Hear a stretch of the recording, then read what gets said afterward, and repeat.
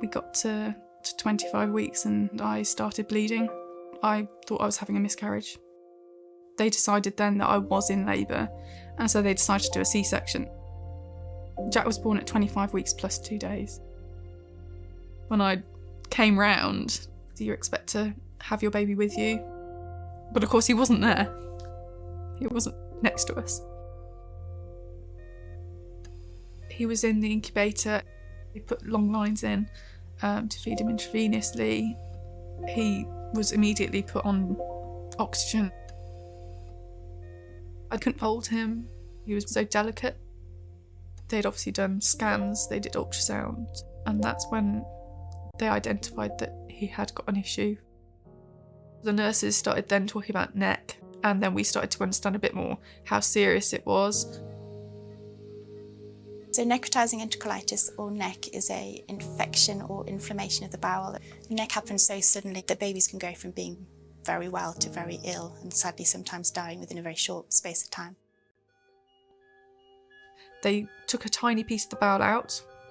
He didn't feed, his tummy was bloated still, and it was at that point that they said, you know, if it doesn't improve, then we will stop care.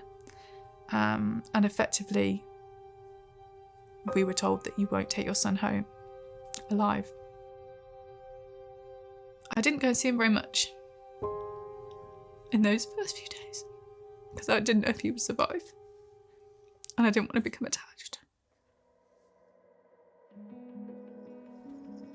2 weeks past his due date that we managed to bring him home. As a result of the preterm birth and the NEC, he ended up with chronic lung disease. He had speech delay, he had developmental delay, and we had a diagnosis of mild cerebral palsy. At home we need to do physio. We also have to spend quite a lot of time with him on his writing and his reading. I see the differences, but he doesn't, and that to me that's really good. So it's thought that NEC is caused by an overreaction or overstimulation of the immune response and inflammation in the colon. What we're trying to do is find bacterial viruses, otherly known as bacteriophages, in breast milk that may protect or prevent NEC downstream.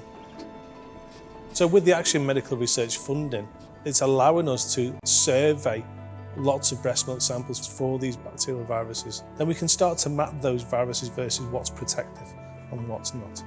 Life after preterm birth, I think it's a very difficult time for families.